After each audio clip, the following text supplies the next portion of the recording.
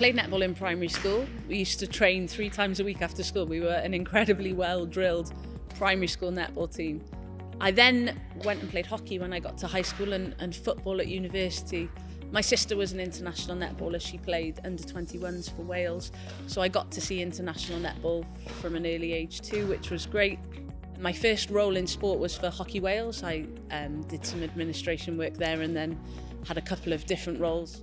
Myself and a friend then set up a refugee netball club around 7 years ago now, and we worked with an amazing group of individuals that had come to the UK and been displaced from their home countries. And it was just a wonderful experience. Netball is so powerful and it brought so much joy to that group of ladies. And then just started doing a bit of tutoring for Wales Netball and remembered how brilliant the sport was.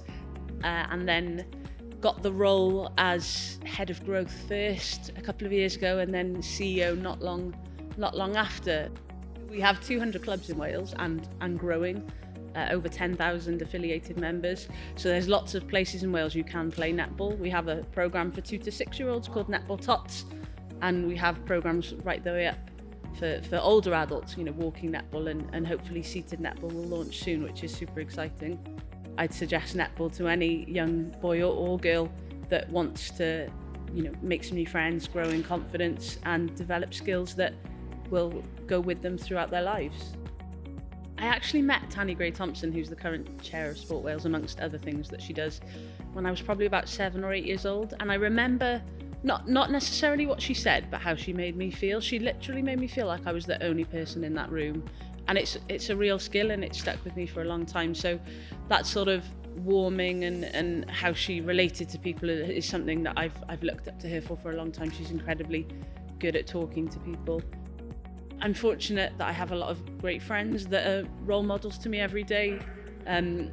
Victoria Ward was a line manager of mine for a few years, and I certainly learned a lot from her. Sarah Jones, my predecessor, learned a lot, and she's still a role model.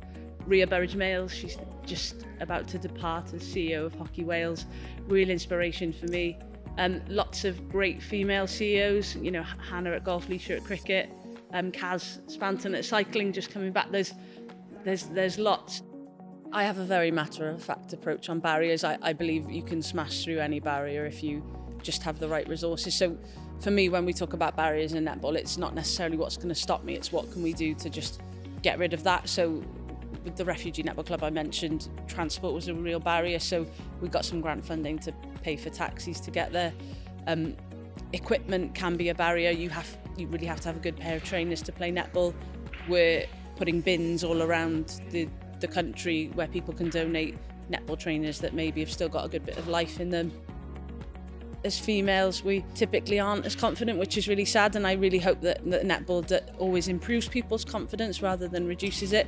But I do think that it takes a lot of guts and spirit to walk into a session where you don't know anyone, and all I'd say is take that step over the threshold, because netball will really enrich your life and you're going to meet a lot of friends for life in that session. It's just getting through that door. You can do it, and it will be one of the best things you've ever done.